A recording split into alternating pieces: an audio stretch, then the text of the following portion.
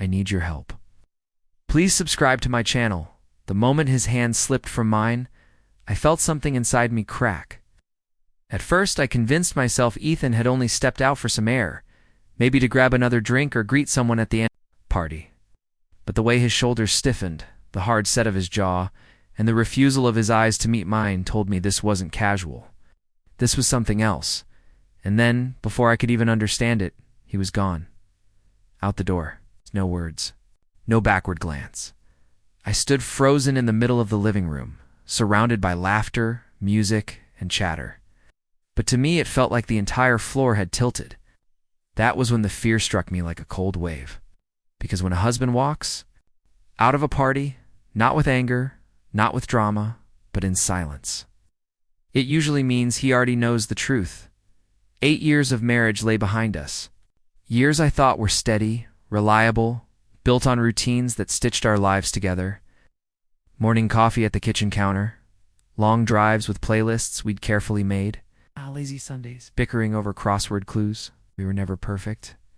But I believed we were solid, yet recently I had felt him drift, not with coldness, not in hostility, but with a quiet withdrawal. He had become watchful, more restrained, almost like he was waiting for something. When our friend Jenna invited us to her birthday, I felt almost relieved. Maybe the night out would shake away the fog between us. I took extra care getting ready. Slipping into the dress he once said made me look untouchably beautiful. I wanted that look in his eyes again, the one that made me feel chosen. The party buzzed with life. Music and laughter filled the house. Ow. Barbecue smoke curled in the evening air, and people greeted us with warmth. While it felt normal again. Ethan smiled, even teased Jenna about her love for karaoke, but then he slipped away into the kitchen. And when he returned, something had shifted in his face.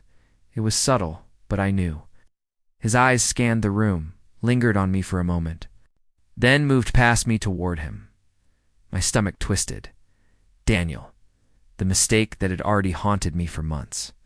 I had ended it weeks ago, but there he was, standing in the same room as my husband. Daniel caught my eye and gave the slightest nod, acknowledging the secret we shared. It was enough. Ethan saw it. I knew he did by the way his body tensed, by the tremor of his glass before he set it down. Didn't need words, and then he walked away. I should have followed immediately, but panic pinned me in place. Excuses spun in my head, each one weaker than the last. By the time I stumbled outside, his car was gone. The drive home was agony. Every red light stretching into eternity. My phone buzzed with messages from friends checking if everything was fine.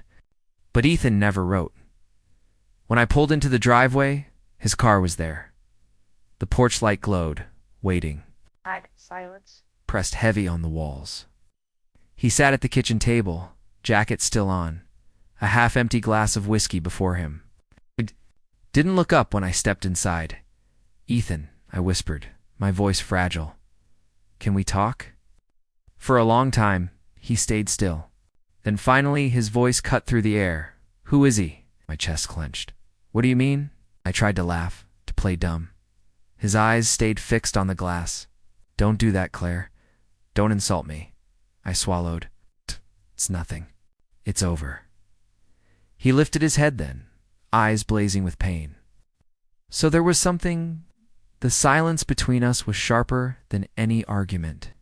He didn't yell, didn't accuse, didn't slam his fist against the table. He just looked at me with every ounce of hurt visible in his eyes. That hurt was worse than rage.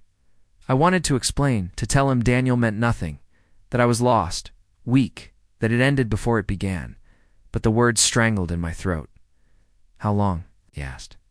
3 months, I whispered. He closed. His eyes, the number heavy enough to crush us both. Was it worth it? No, I cried. It was the worst mistake of my life. He gave a hollow laugh. Funny, I thought I was the mistake of your life. From then on, cracks spread through our home like unseen fractures. He moved into the guest room. At meals, the only sound was cutlery against plates. Doors closed softly but firmly between us. I kept trying to apologize, trying to explain that Daniel was nothing more than a stupid escape during a hard time. But Ethan never softened. "It wasn't meaningless to me," he said one night, his voice ragged. "Because now every time you smiled at me, every time you touched me, I wonder if it was really for me or if it was for him." That kind of betrayal doesn't wash away, stains everything. A week later, he came home late, stood in the doorway, pale and hollow-eyed. "I saw him today, Daniel." My stomach lurched. He nodded. He didn't look guilty, didn't look nervous, just smug, like he'd stolen something that was mine. I reached for him, but he stepped back. "Do you know what that does to me, Claire? Knowing another man had pieces of you that should have been mine alone?" His voice broke, tears glistening in his eyes. Seeing him cry shattered me. "I want to fix this," I begged. "Please tell me how." But his silence was the answer, his decision. The next morning, I found a letter on the kitchen counter. Not dramatic, not cruel, just the quiet truth. "I love you, but I can't unsee what I saw. I can't unknow what I know.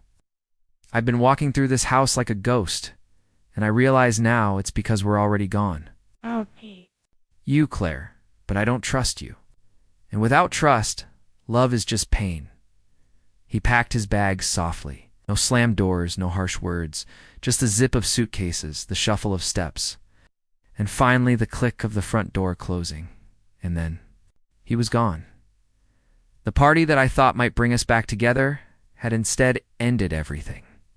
I replayed that moment endlessly. The way his hand slipped from mine. The look in his eyes when the truth struck him. I didn't lose him in fire and fury. I lost him in silence. And that silence roared louder than anything else in my life. Every night since, I've sat at the kitchen table where he once confronted me, staring at the empty chair across from mine.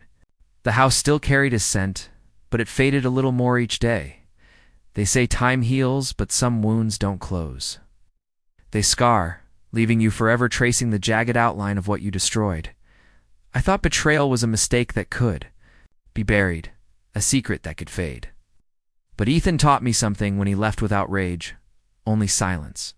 Betrayal isn't about the act itself. It's about the trust you broke. And once broken, it can never be whole.